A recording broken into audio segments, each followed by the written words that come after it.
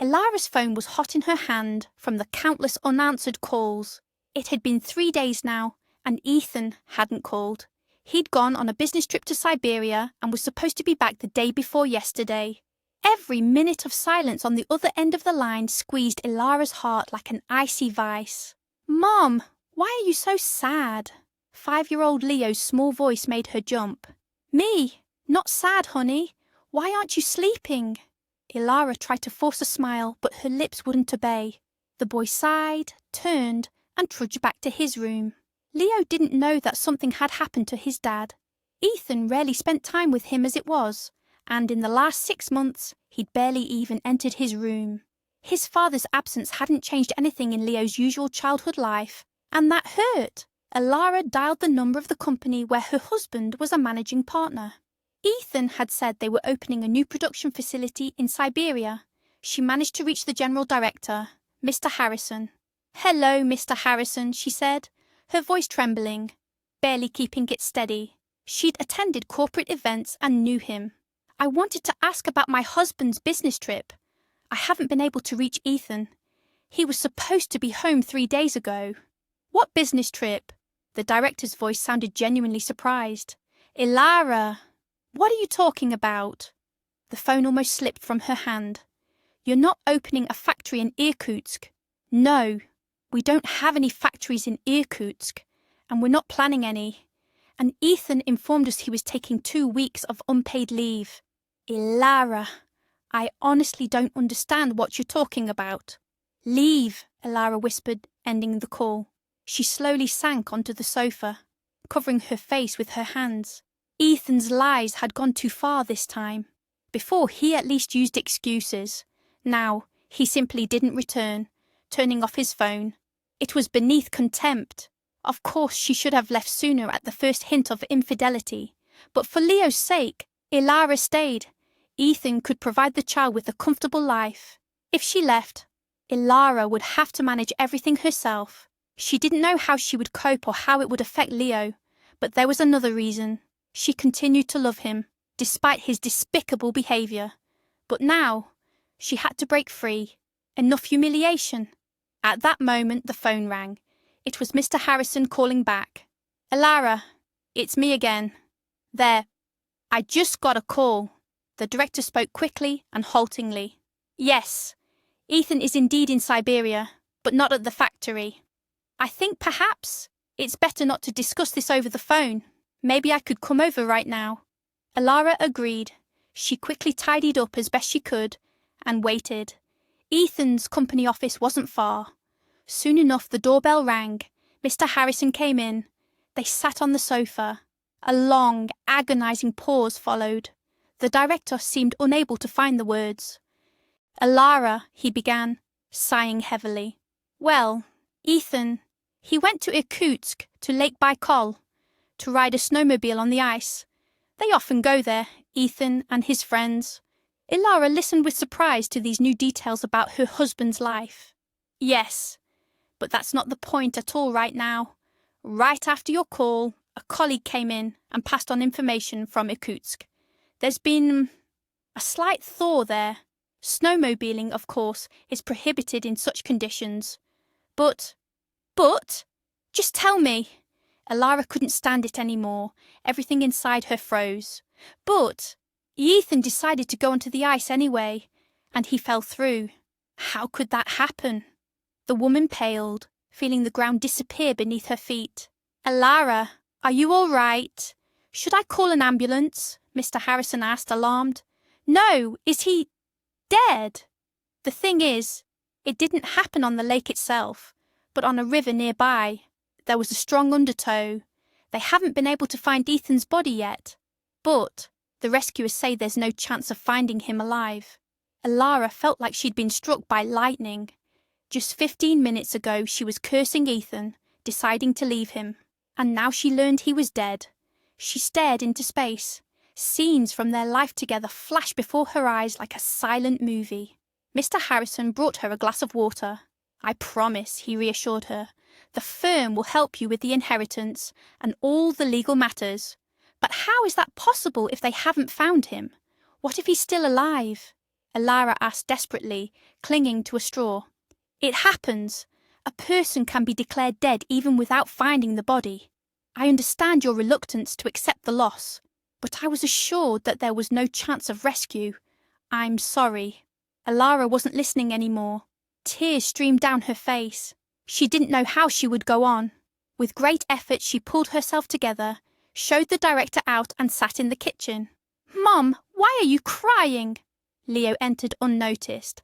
What? I'm not crying. My eyes are just watering. Why aren't you sleeping again?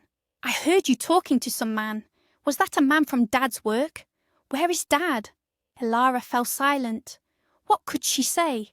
Tell a 5-year-old child about his father's death? Tell him he went to heaven? She decided to stall for time. Dad is on another trip as usual, only this time he'll be staying a little longer. What is he doing there? Leo was at the age where questions poured out endlessly, and answering them now was particularly difficult. He's opening up new worlds, exploring mountains, lakes, seas, basically working and travelling. I want to open up new worlds too. You will, when you grow up. You can open up anything you want, but now you need to sleep. You know people grow most when they're sleeping, so the earlier you go to bed, the faster you'll grow up. Come on, go to bed. Hey. The boy walked towards the door, but suddenly stopped, turned around, and asked a question he had never asked throughout all of Ethan's business trips. When will Dad come back? I don't know. Elara struggled to hold back sobs. Not for a very long time. He has a complicated and long journey. He's solving difficult problems. You can't open a new world in a week, you understand. Leo nodded and left. For the first time in several years, Elara was somewhat relieved that her husband had paid so little attention to their child. She couldn't imagine how she would explain what happened to Leo if Ethan had been a loving father. As it was, there was a chance the boy would eventually forget his dad and stop asking. Of course, years later, when Leo became a teenager, she would have to tell him the truth. But that was for later. Right now, the main thing was to protect his psyche. But what about her? Ethan's affairs, double life, and other antics didn't lessen the pain of his death. Elara understood that she loved her husband, but now it felt particularly sharp. She was caught in a psychological trap. At the moment she had firmly decided to leave. She could drown out her feelings with anger and resentment.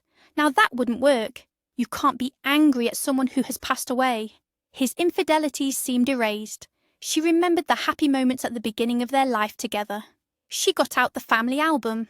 Flipping through it, she saw a photo. Them together, on a snowmobile somewhere in the Caucasus. Back then, her husband used to take her on trips. He was a professional. He could ride a snowmobile with his eyes closed, Elara recalled, wiping away tears. How could he let this happen? It's not like him. No, it's not. I have to wait until they find the body. I can't believe this. She slammed the album shut. For a couple of minutes it felt easier, but then an incredible bitterness washed over her. The only thing that kept her from breaking down was the thought of her son. She wanted to run, call, scream, demand they continue the search. She thought about calling Mr. Harrison, but stopped herself. What would it achieve? She couldn't influence the search. Trying to convince them that her husband couldn't have died so absurdly because he was a good snowmobile rider was foolish. She pulled herself together again. Elara sat, drained, wanting only to fall asleep and wake up watching her husband rushing off to work, who would quietly say, "Bye," and disappear again. She took some valerian and lay down. She couldn't fall asleep. The thought pounded in her head. Hope and wait! Hope and wait! She didn't want to let go of her husband. She was ready to let him go from the family, but not from life. The valerian finally took effect, and Elara fell asleep. Each day, hope and wait sounded less and less frequent. Ethan was officially declared dead. His body was never found. Mr. Harrison kept his promise. He helped with the inheritance, provided financial support, and arranged for her to work remotely for the firm. Elara balanced raising Leo and earning a living, but she couldn't let go of her husband. For 3 years she lived in mourning, denying herself rest and entertainment. She only smiled at her son. He remained her only meaning. 3 years passed. On a travel agency website, a smiling girl held tickets. Ilara sighed heavily and clicked buy. Leo, she called loudly, we're flying to Sochi for a vacation next week. She packed for 7 days, not so much her belongings, but psychologically, accepting a new life. Not the image of a heartbroken widow, but a woman living fully. Time flew quickly. Here they were at the airport. She sat in the waiting area. The last time she was at an airport was with Ethan 5 years ago. Memories flooded back, but she managed to push them away. Ilara took Leo's hand. They joined the stream of people heading towards the boarding gate. There were fewer people here. They sat by the gate. Ilara looked around at the passengers. Mostly people were cheerful, flying off on vacation. A group of young people were laughing. 2 elderly women were reading newspapers. A few rows ahead sat a couple, a dyed blonde about 25, and a man in a wide-brimmed hat and glasses. His age was hard to tell. He tilted his head towards his companion, and the hat completely hid his face. The man was eagerly telling her something, but the girl was staring at her phone, seemingly indifferent. Ilara stopped observing and focused on her own phone. 15 minutes later, boarding was announced. Ilara and Leo found their seats, the boy by the window, his mother next to him. Leo, this is your first flight, you'll remember, Ilara said happily. The last time they flew, he was less than 2. This is so cool, Mom. It's great that we're flying. You probably don't remember flying last time, do you? Ilara asked, and then immediately regretted the question. The boy looked out the window thoughtfully. No, I don't remember anything at all. Ilara breathed a sigh of relief. She was afraid that memories related to his father might resurface in Leo's mind. In 3 years, the boy had barely mentioned his dad. Ilara had invented stories about exploring new worlds. As Leo grew, the questions became fewer. In the last year and a half, he hadn't asked once. But Ilara constantly worried. What if his classmates talked about their dads? Fortunately, that hadn't happened. Maybe because she talked to his friends' mothers. But she knew soon she would have to have a serious conversation. Mom, look, we're above the clouds, the boy exclaimed in awe. Ilara looked at her son and remembered their flight with Ethan. Leo had sat on his dad's lap, quietly looking out the window while other children were shouting. Ilara watched them and couldn't stop smiling. She never could have imagined that flight was their last. A year and a half later, she and Ethan flew without Leo. By then, misunderstandings and suspicions had already begun in their relationship. The goal of that trip was to reconnect. It didn't work.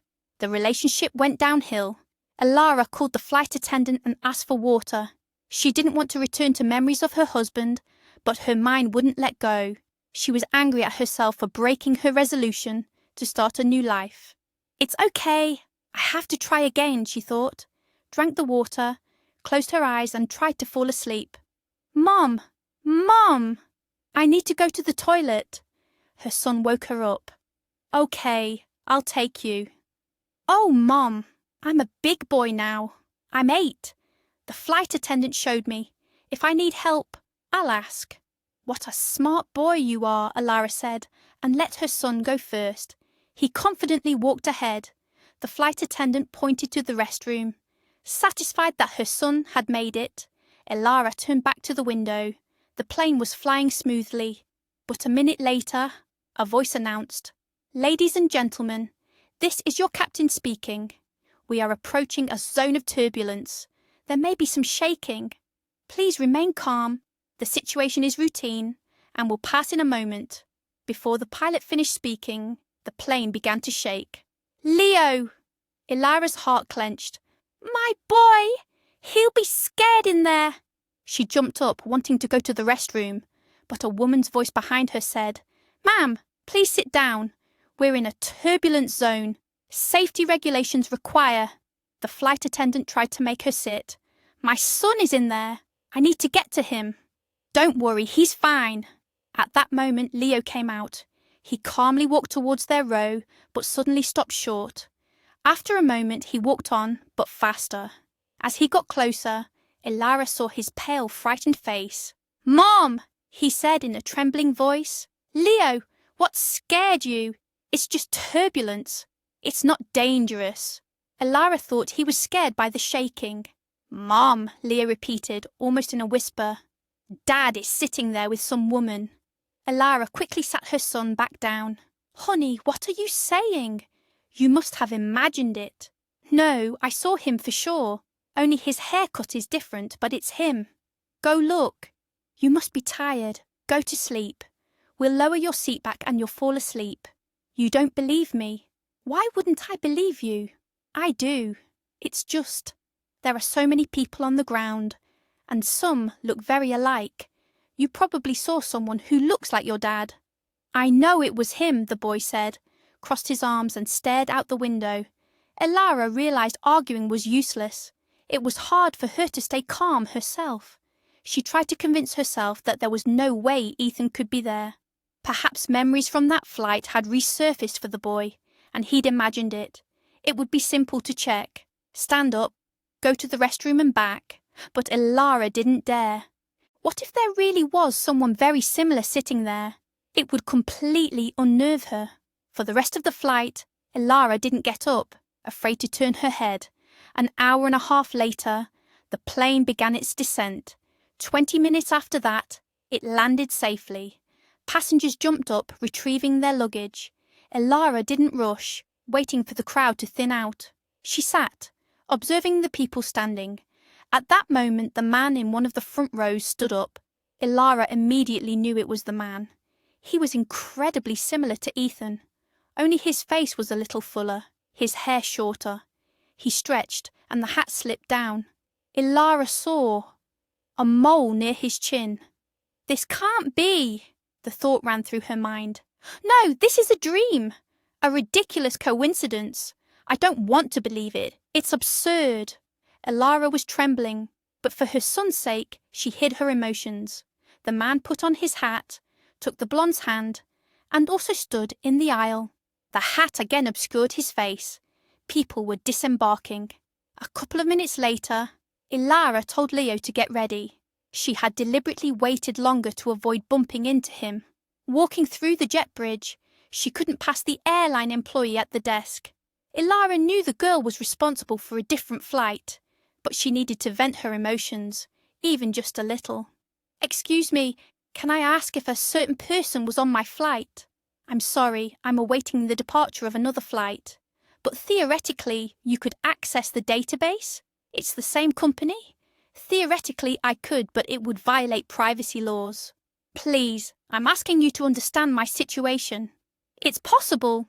Ilara leaned towards the employee's ear and continued softly, so Leo wouldn't hear. "My husband, who went missing several years ago, was on that flight."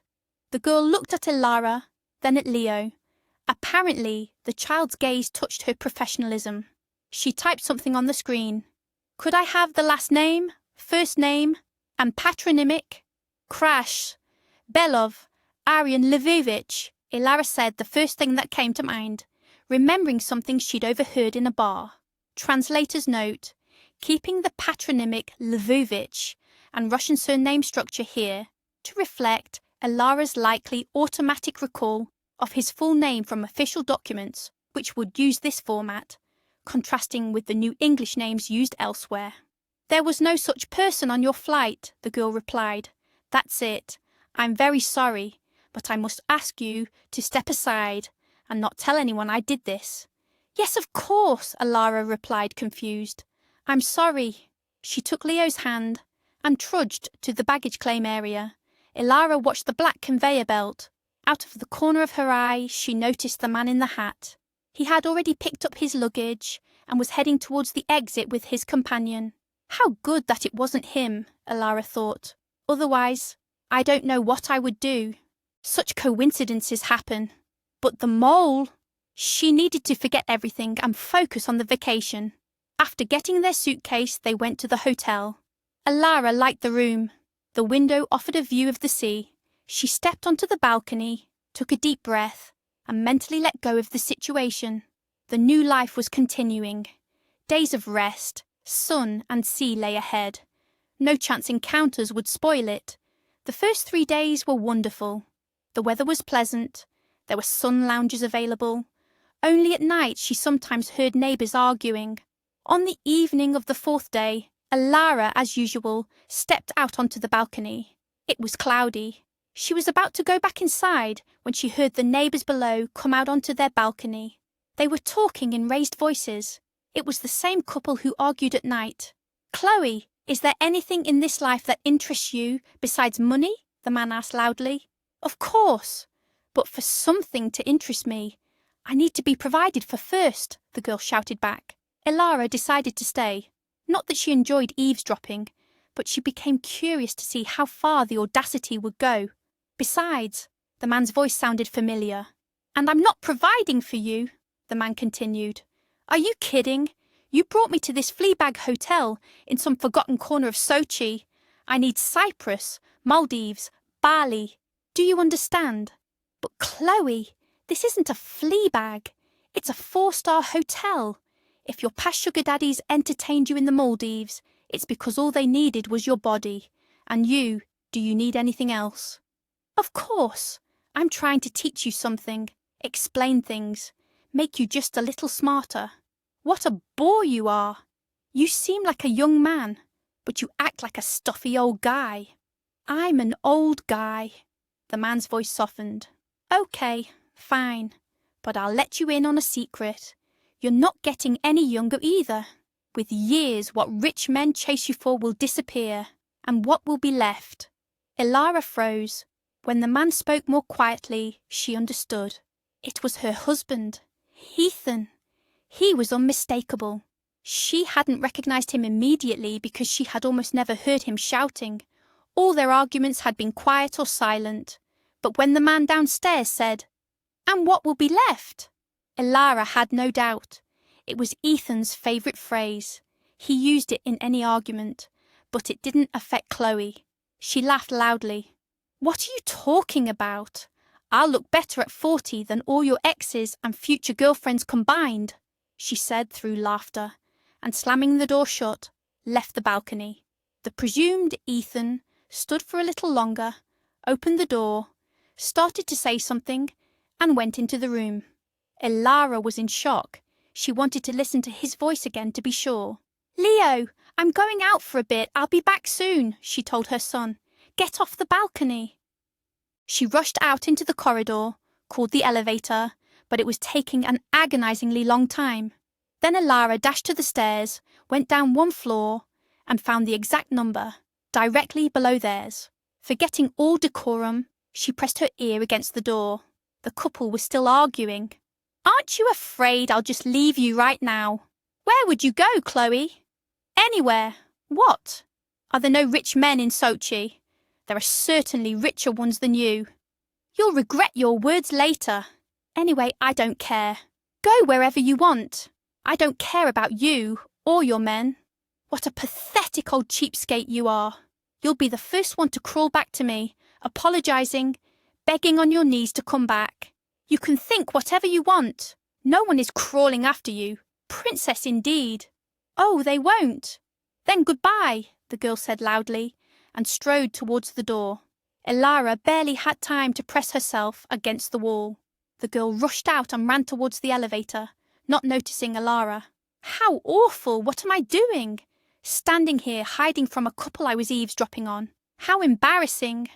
Alara silently chastised herself, but in her heart she knew the eavesdropping was justified. Such coincidences didn't happen. First the plane, then the mole, and now the voice. Either Alara had gone crazy, or her dead husband was behind the wall, but Leo had recognised him too, and you can't fool children.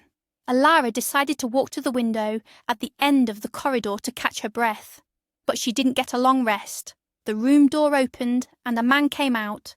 Alara barely managed to turn away to the window. In the reflection, she saw the man close the door with a card and walk towards the elevator. When he got in, Alara decided to follow him. She ran to the stairs and quickly went down, wanting to catch the elevator. She succeeded. They both reached the first floor at roughly the same time. Ilara watched him go. If you took away a couple of extra pounds and some grey hair, it was the spitting image of Ethan. He was wearing a t-shirt and shorts. Identifying her deceased husband by his appearance was easy. She followed him at a distance, not understanding the purpose of this tailing, but something compelled her to keep going. The man reached the bar, ordered a cocktail, and sat at the counter. Playing detective was thrilling Ilara. She pulled up the collar of her jacket, ruffled her hair, and put on sunglasses. She approached the counter and, lowering her voice, ordered a mojito. She drank it for about 5 minutes while the man had several shots of tequila. 10 minutes later, the alcohol took effect. "Excuse me, could you tell me?" Ilara flinched. Ethan was talking to her. There was no one else at the counter. "Why are you all so—" He paused, searching for a word. "So what?" Ilara asked in a low voice. "Complicated." Ethan chose the least offensive word. "Perhaps that's how it seems to you. It's much simpler." "There it is, female solidarity. You know absolutely nothing about my situation, yet you say it only seems that way to me." "Well, I could guess," Ilara replied, staring intently at her empty glass. She was afraid to turn her face towards him. "And what have you guessed? Obviously you've had an argument with your girlfriend. Maybe she ran off, was rude, and now you're looking for support. Someone to tell you that you're right and she's just a silly girl." Ilara used the results of her eavesdropping without hesitation. "Yes, you are very perceptive. I'm even surprised. Female intuition really does exist. But I'm afraid I have to disappoint you." "Why?" "I'm not someone who will tell you how great you are and how awful girls are. Maybe in your case the girl is a fool, but you're not much smarter. However, you are impudent.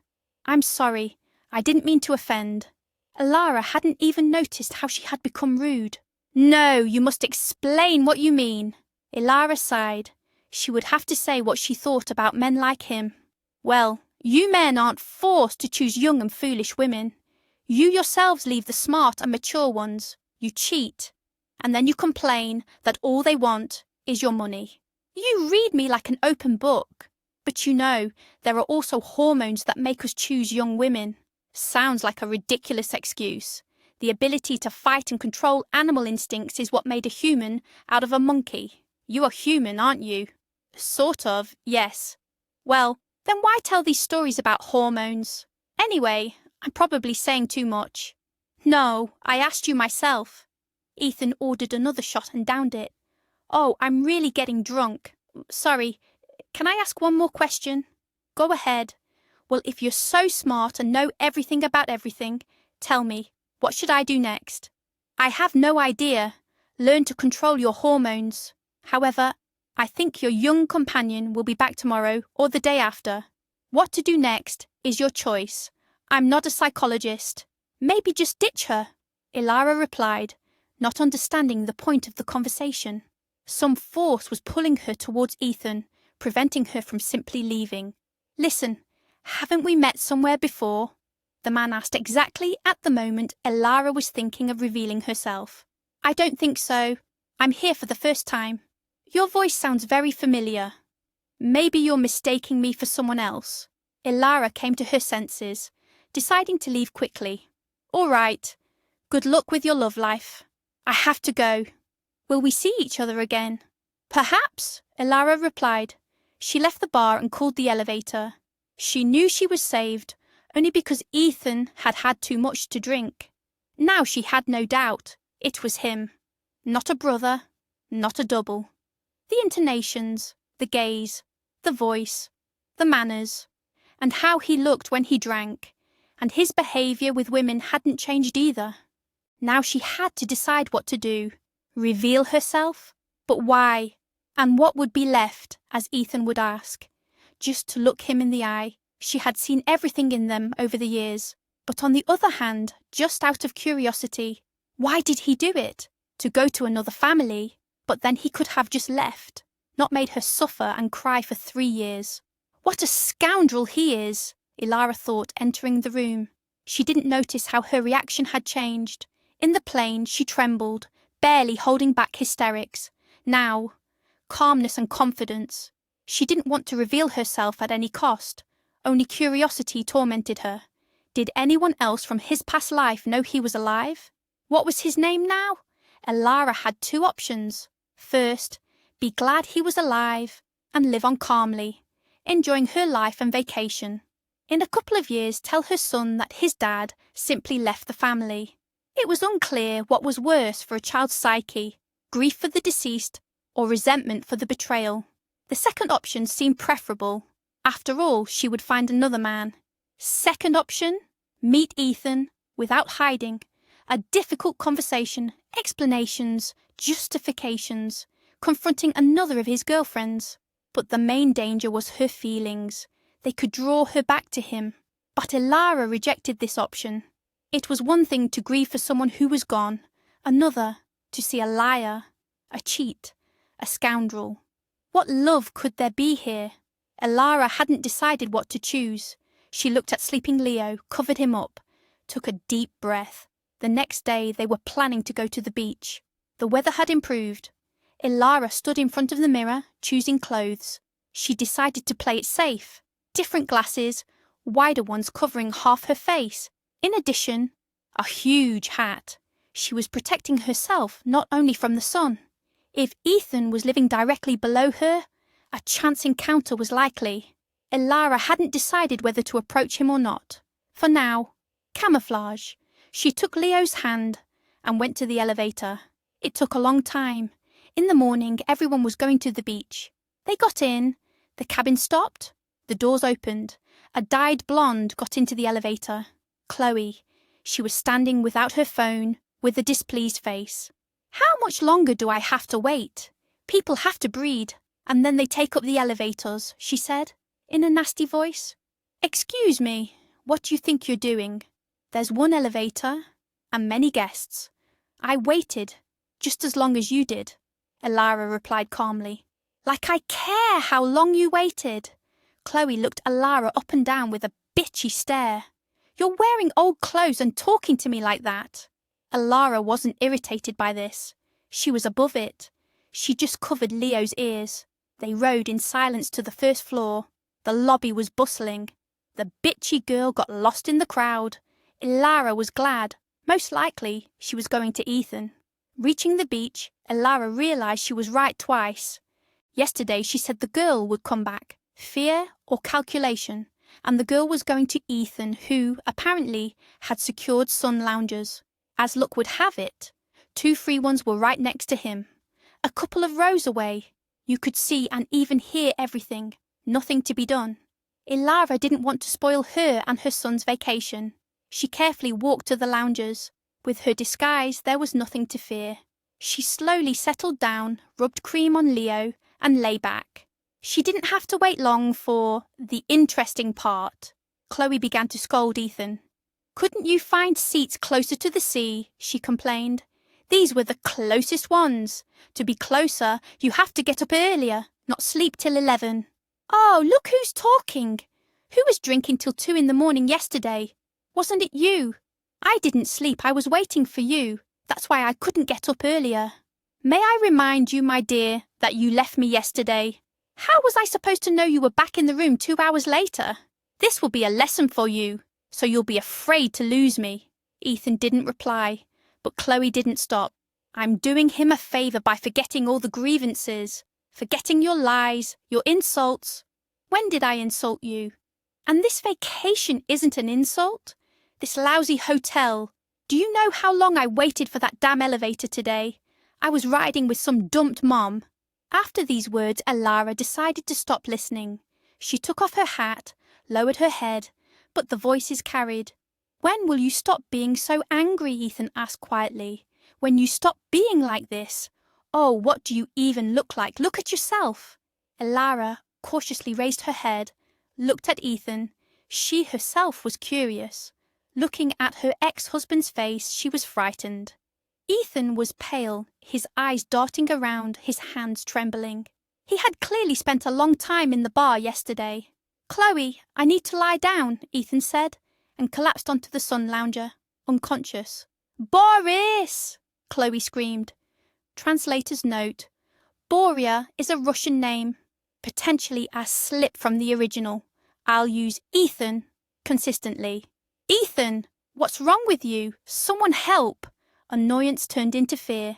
It was unclear if she was afraid of losing the man or the wallet, but the fear was pointless. Chloe just screamed. Ilara jumped up. Hello, she called to Ethan. She ran over, checked his breathing, his pulse. He was breathing, but weakly. Get a sun umbrella to cover him from the sun. Chloe, what? What umbrella? Why? The girl showed a remarkable lack of quick thinking. Okay, just go to the hotel and get a doctor. Faster! Chloe ran. Ilara realised as she had to provide first aid. The others watched. Ilara bent Ethan's leg, turned him onto his side, tilted his head back. She ran to the loungers near the sea, grabbed an umbrella and set it up. 30 seconds later, Ethan began to come to. He slowly opened his eyes, saw Ilara. She wasn't wearing her glasses or hat. Marina, is that you? Ethan asked indistinctly. It's me, Ilara replied, realising she had forgotten about her disguise. At that moment, Chloe returned from the hotel with the doctor. The doctor approached. Ilara moved back to her sun lounger.